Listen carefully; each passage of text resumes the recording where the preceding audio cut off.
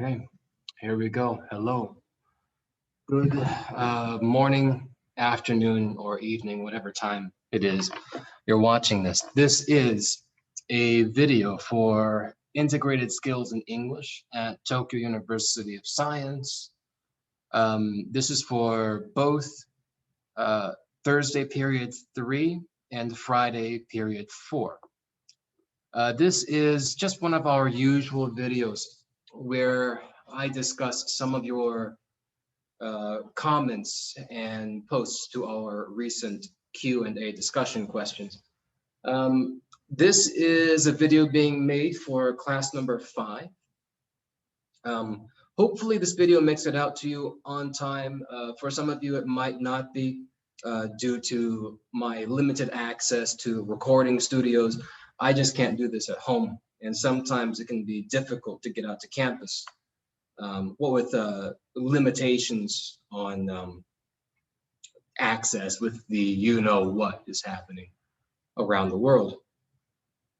Also bad weather recently.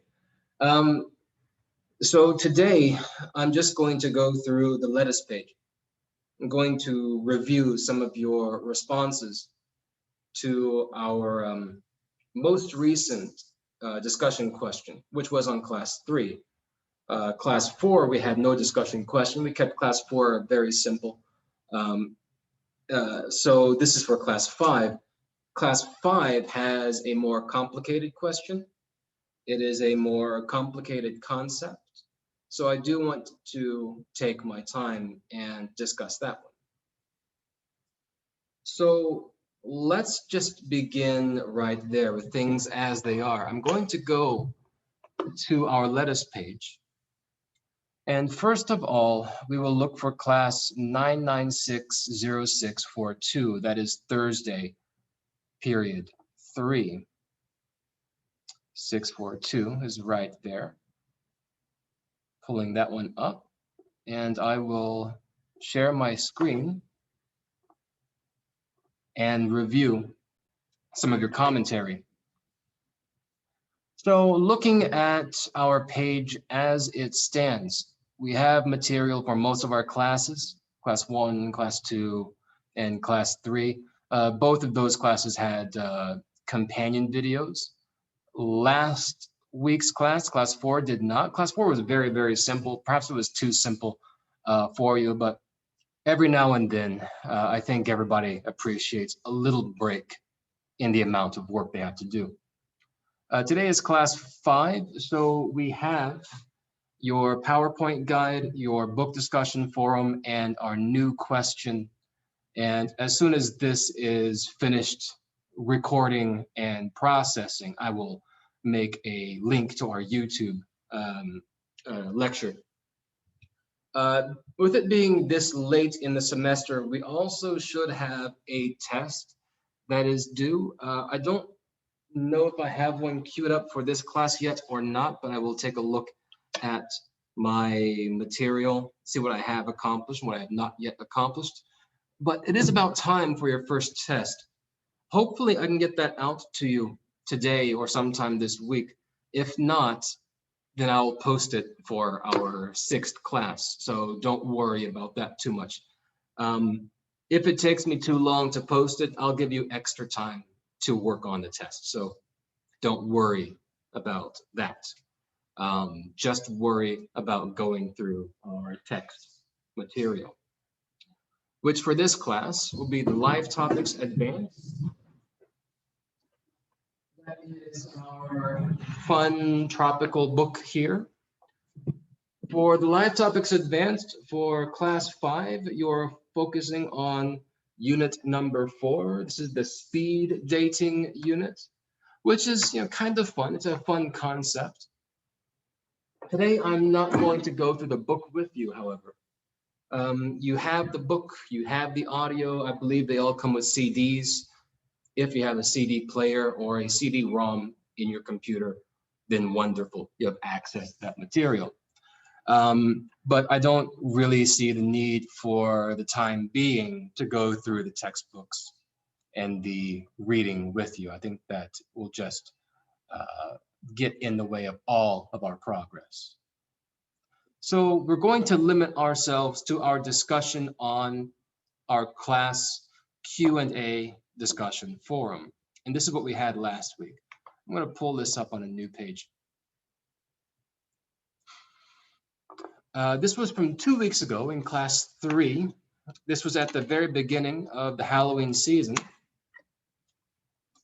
And so I wanted to discuss that concept of Halloween and horror, which is one of my more favorite topics and one of my more favorite holidays.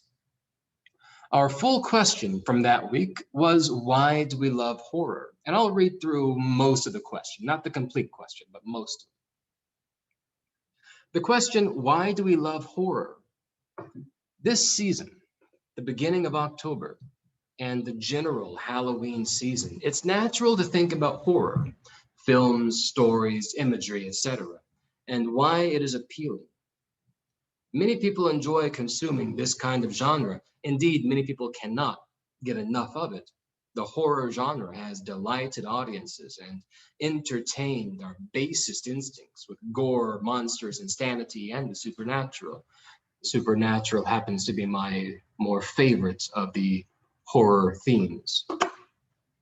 Insanity, my least favorite. The question to consider is why? What is it with the scary haunted houses, the uncanny settings, eerie sounds that titillate our senses so much? Consider the following incomplete list of theories that attempt to explain why these movies fascinate us. And we have the 5, I'm not going to read through them, but they are catharsis, psychoanalytic theory, adrenaline rush, sensation seeking, and dispositional alignment. Your instructions were to think about the list and about your feelings on the subject. How do you feel about the horror genre? Which of these theories is true for you? What do you think is true for general audiences? And we had a good number of responses for this. Some of you had a lot of replies as well. So I'm going to choose a few students kind of at random here. Let's go middle, let's go top, and let's go bottom. The first person actually has a lot of responses. So we're going to say the first for last. Let's go to this student right here, has 2 responses. And this is a good length of a response. So wonderful job there. Student 7519074. Let's see what your response is. I don't like horror movies, not including action movies. It seems that some causes exist in our unconscious. But when I watch a horror movie, I cannot have any feelings except fear, so I can't enjoy this genre. It is slightly strange for me that many people like this genre, and some want to experience the horror incident. If I'm forced to say the theory of sensation seeking is true for me, horror experience is close to something making us excited, like bungee jumping, etc. Okay, and that's fair. It does indeed. I think the adrenaline rush is the most true for general audiences. In our daily life, some incidents which we feel fear seldom happens. But some people have a desire that they want to recognize as their instinct in the unconscious. So they virtually want to experience events which their lives are exposed to danger. Then they will recognize their lives and overcome the horrible event made by person. At the time, the accident will give us some satisfaction or sense of accomplishment in these feelings cause adrenaline rush. Okay, so I understand your your message here. I think we need to work a little bit on some of the phrasing. I think some of the vocabulary and grammar is a little inaccurate, but you get your message across, so that's good. Let's see the responses. I don't like horror movies, so I can't enjoy them. I think they're similar to roller coasters. I didn't have the idea. Adrenaline rush makes sense. We may unconsciously seek it. Okay, yeah. Incidentally, as riding roller coasters myself, I hate roller coasters. I cannot ride them. I have a physical reaction to it. I get so sick. with my stomach just going up into my chest. It's horrible. I cannot. But it also does cause a lot of fear, knowing that I'll get sick. So that causes a lot of feuding emotional reactions within me. The idea of not liking horror movies is very common. If you do watch them, you do get this sensation that you cannot get otherwise. So it's understandable, your reaction. And I understand that you might think it is slightly strange. It is indeed, in factuality, quite strange, but we are a strange species. I think you have to remember that the human animal is a prey animal. We are not natural predators. We don't have claws or large teeth. We can't run very fast or jump very high. You know, if you take the average person and leave them out in the woods, leave the average person in a jungle, they will last a day before something catches and eats them. You know, we don't really survive unless, you know, we work as a team, which is why we've been able to, you know, basically dominate the planet. And so what has happened with us, with our modern lifestyles? We have so much security and safety. I think for some of us, we have forgotten what it feels like to truly have fear, this doubt about your survival in the wilderness with so many quote unquote monsters out there that can get us. The lions, the tigers, the predators, you know, large animals that can bite us, scratch us, step on us, anything like that. So we are missing that in our modern experience. And I think on some level, we subconsciously want to remember that instinctual emotion, that instinctual feeling.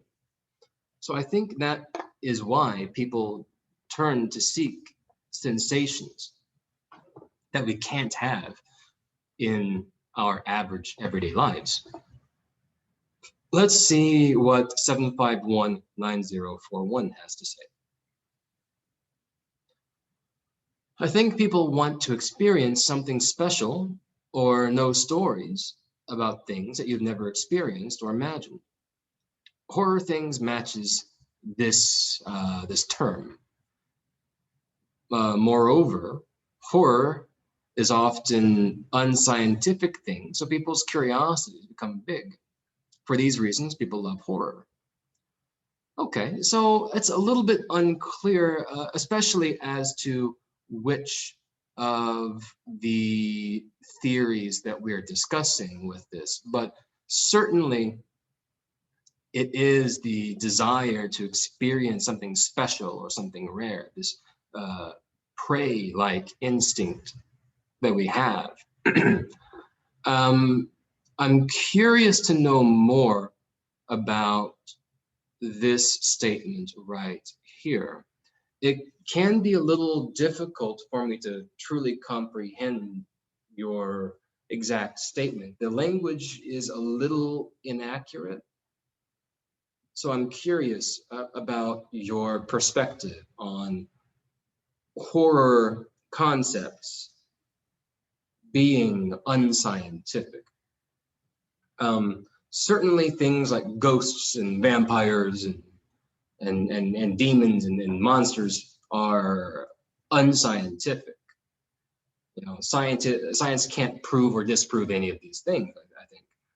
Well, most of these things, let's say. And so there is this desire within us to want to know the unknown and unknowable. So I think that's where you're trying to come from with that. I'm curious to know why you think that is. Let's go to our final person, the one with a lot of responses. This is student 7519099. First of all, I love horror movies. Some of the best are It, Jaws, and The Shining. They scare me at first, but in the end of the movie, I enjoy getting the relief that the film is fiction. So I suppose adrenaline rush is why I like to see horror movies. For general audiences, sensation seeking might be the best theory. During high school, I played some horror games with my friends. They loved the intense experience, such as fighting with zombies or running away from monsters. I assume you mean the horror video games. Tabletop is also good for that. So yeah, I think it's hard for me to consider Jaws as a horror movie, and much less so Joker. Joker is not a horror movie. It is a psychological thriller or drama. But certainly, I suppose it has definite horrific elements to it. The other responses, World War Z. World War Z is a good story. I actually do not recommend watching the movie. The movie is plain and boring and normal so far as zombie movies go. World War Z as a story, as a book, is wonderful. I actually highly recommend that you listen to the dramatized audiobook for World War Z. The audiobook has many different narrators and actors playing different characters. And there's a lot of emotion and a lot of drama in their delivery. I don't know if there's a Japanese language version of the book or the audiobook, but the English language audiobook is fantastic. That is probably my favorite audiobook. The Shining as well does a wonderful job at introducing the idea of a psychological breakdown in the characters. And I think there's a lot of differences between the book and the film version. There's also a separate miniseries version and a sequel to the Kubrick film, which is actually okay. It's not quite the same, but it's a pretty good movie. Anyway, yes, adrenaline rush and sensation seeking. And I think it is definitely helpful for us to review fiction, review the stories and the films. This helps us to further identify with these very old instinctual feelings. And this is also a video for Friday period 4, that is 658. So let's go to 658 right here. I want to see your responses as well for this. Just a few of you. Let's go this one and this one right here. And we'll do one more that has a response now. Okay, this is Obata Kentaro. Adrenaline rush and sensation seeking is true for me. When I watch the horror movie and play horror games, I'm not asking for real danger. The content about horror does not endanger our lives, but inspires us. I don't like horror movies, but I would like to watch more scarier movies than ordinary horror movies. Interesting. These movies refresh my feelings after watching it. I hope my thoughts like this applies to the theory about adrenaline rush. Maybe. In addition, horror allows us to experience the unreal world. We can experience a world about ghosts when we go into a haunted house, and a parade for Halloween, I think, is a good way to enjoy horror like this. Therefore, horror inspires our daily lives. So we love horror. We have the full like essay style, and we have one agreement. Horror allows us to experience the unreal. Yeah, the unreal, the uncanny is what horror does. Of course, realistically, scientifically, ghosts do not exist, or at least we can't prove or disprove it.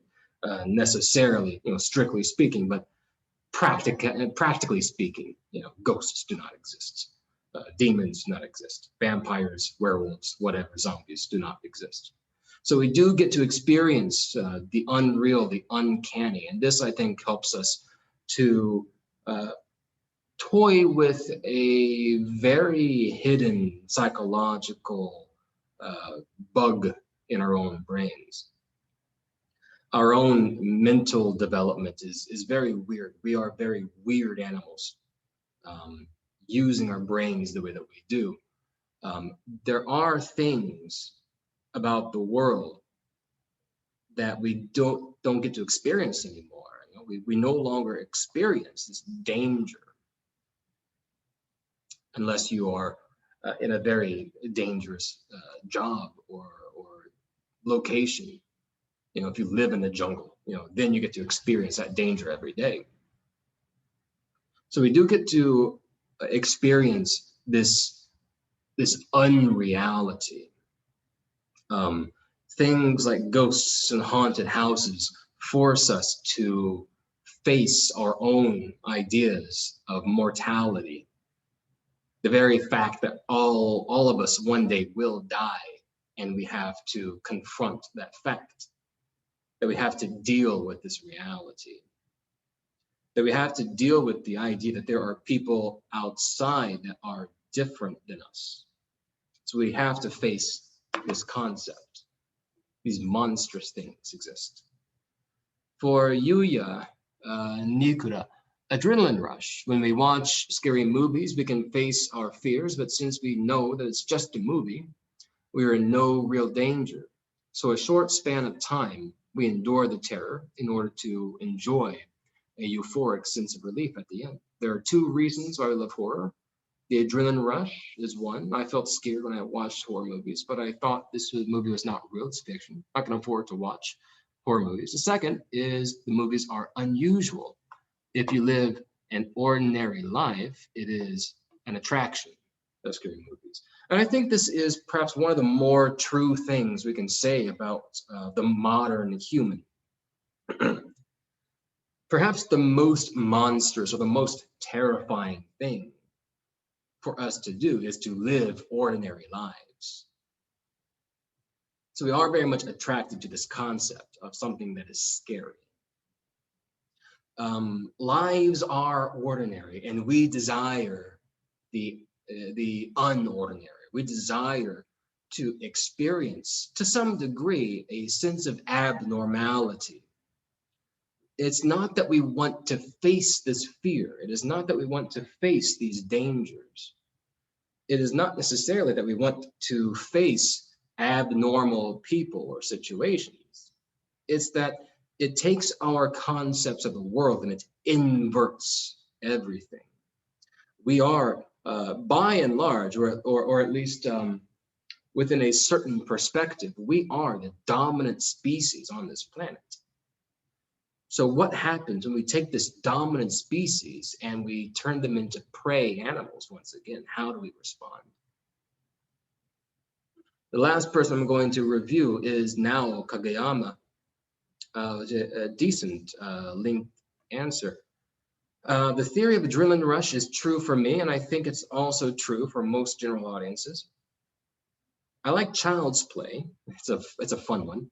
The extraordinary content that a small and cute doll suddenly starts to attack humans makes me feel uneasy and attracts me. I enjoy watching this movie because I know that it's just a movie and recognize that it's one of our entertainments.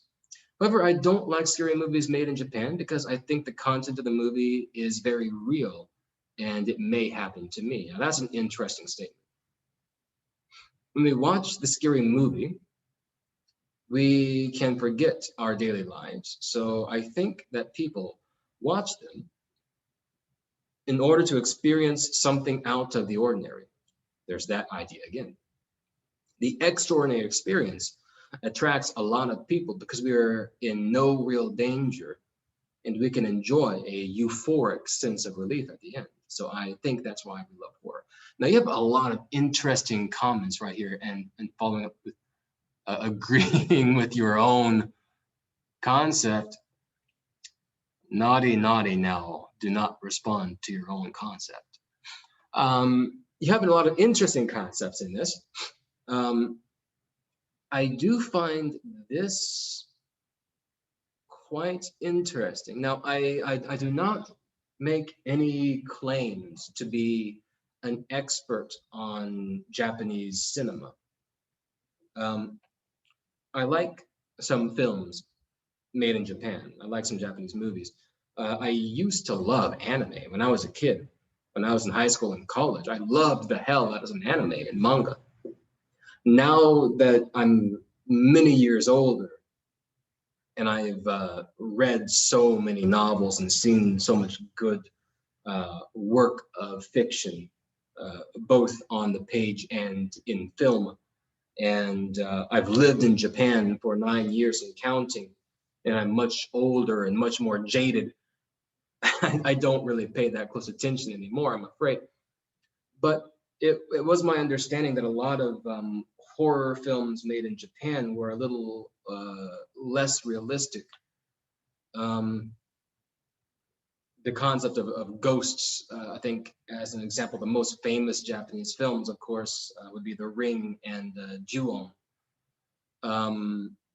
So I don't know how realistic those are, but I also don't know what realistic Japanese horror films exist. So I would appreciate it if you shed a little light on that for me. In Hollywood, film horror can take many, many forms. There are basically two schools for the horror genre in Hollywood. That is the realistic and the surrealistic. The realistic ones would be the slasher movies, Michael Myers, Jason. They're very much movie monsters, but it's conceivable that somebody could break into your house with a knife.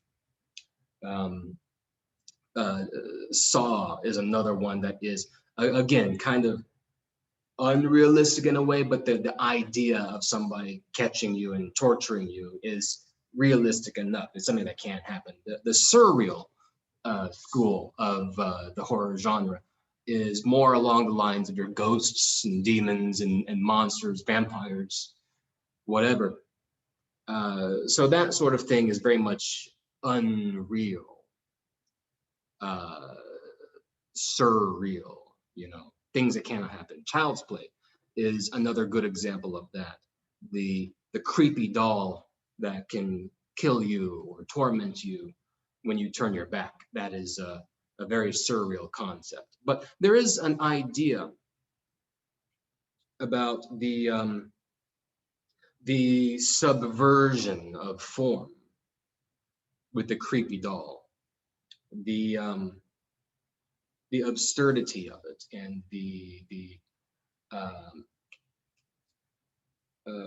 almost carnivalesque and macabre way that something that is so cute can be inverted and become so deadly, dangerous, and horrific and disgusting is a very common theme in literature. So thank you guys for those responses. We do have one prepared for class 5, which I will review with you. I'll put it up on our PDF right here. This one is harder. Continuing our theme with horror, the monstrous, and Halloween, we're going to talk about masks and things that frighten people, monstrous ideas. The question at its core is, what is monstrous about new ideas? And the explanation begins with a quote from Friedrich Nietzsche. All great things must first wear terrifying and monstrous masks in order to inscribe themselves on the hearts of humanity. This is a quote from a section of Beyond Good and Evil, where Nietzsche was discussing the effect of Platonic philosophy on civilization. To completely explore the quote, and its meaning within the context of the book would go far beyond our objectives in this class. Let it suffice to say that he seemed to be implying that the benefit of fearing the new and unknown was that it forced people to become stronger and overcome their fears so that they can fully appreciate the new concepts being proposed. In the quote, Nietzsche refers to masks, which a common trope in Halloween and indeed in horror film and fiction. Nietzsche refers to masks being worn by great things before they are accepted. This means that people do not fully comprehend or accept what these great things are at first. If we reduce the concept of a mask to its core philosophical meaning, we can consider it to be a surface level front-facing persona which hides the true essence of the thing underneath. The terror that Nietzsche associates with masks is that they elicit an emotional response which informs the actions and behaviors of the viewer. In this case, negative reactions or outright dismissal.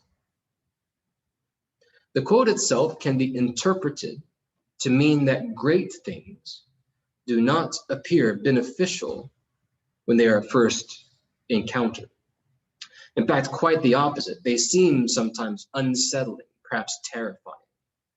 This is the, quote, monstrous mask that people fear and results in a slow cultural, ideological, or legal progression of society.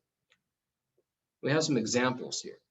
Around the world and throughout history, civilizations have rejected concepts simply because they are new. Early doctors scoffed at the idea of washing their hands because it implied that they, as gentlemen, were dirty and spreading disease. As late as the mid-20th century, and even today in some societies, the idea of a miscegenation of the races was abhorrent, as people feared making their racial bloodlines, quote unquote, impure. Even today, something as simple as arguments about universal health care and eco-friendly policies are considered hugely controversial in the US politics. And that is crazy. The question is, why must this be so? What is it about the human species that makes us distrustful of advancement? Why do new progressive ideas appear monstrous to people? What new progressive ideas do the people in your culture fear? What, if anything, can be done about this?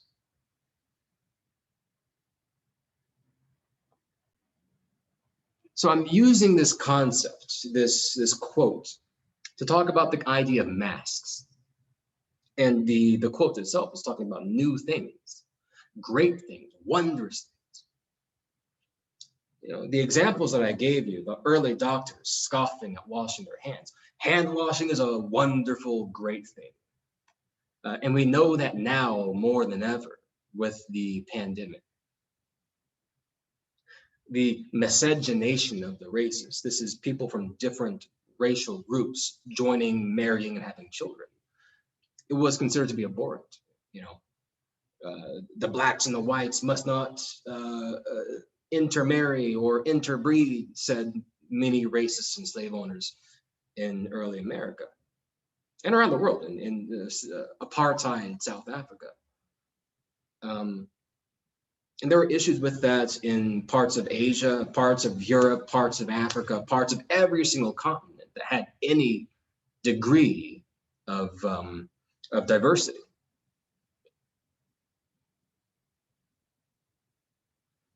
The concept of universal healthcare somehow still gets a lot of political pushback in the United States.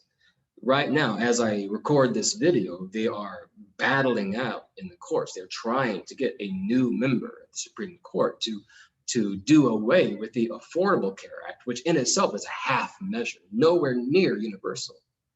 The American healthcare system is nothing like the Japanese healthcare system. Here I apply for national health insurance. I get it through the government and go to the doctor, any doctor, give them my health card, and they take me in, look at me, give me medicine or treatment where I need it. In and out, easy. In the US, much more complicated. The reason why is, one, because there's a lot of money that is tied up in the pharmaceutical and insurance organizations. And two, because this is a new concept to most mainstream Americans, and thus it appears monstrous. The American politicians complained about, oh, there are going to be death panels. You can't see your doctor, or you'll have to pay a lot more taxes. They put this monstrous mask on top of a truly great concept for everybody getting the healthcare that they need and deserve. And this is what we're talking about today. That in order for society to progress, to proceed into the future, we have to have new ideas, but people always fight against these new ideas, for good or for ill. Sometimes there are bad new ideas. That certainly does exist. I don't want to call out anybody politically, but the Chinese Communist government, I think, is one. For example, the North Korean government is absolutely one. So sometimes new ideas are introduced and they don't work out very well. But many times these new ideas are new for a reason. It's because they're necessary changes to go into the future. I mean, we need to do something about climate change. We needed to do something about climate change 20 or 30 years ago. But we didn't. Why? Because people don't like change. Politicians and statesmen and business leaders and industrials, conservatives and libertarians always would fight against this idea that we need to make a certain change, because why? It was new and scary. It would cost them money. And so I want you to think about that concept. The quote from Nietzsche, "All great things must first wear terrifying and monstrous masks in order to inscribe themselves on the hearts of humanity." Something scary, something great can appear scary at first, and it needs to be that in order for it to become a part of our national culture, our global culture, or our DNA as human species. So I want you to think about that quote, about the entire question, and give me a response. Tell me what you think. So that is our material for today. Yeah, and we're going to call it a day. So think about that. Tell me what you think, and I'll have some more material for you later on this week, or maybe next. I'll see you guys then. Take care.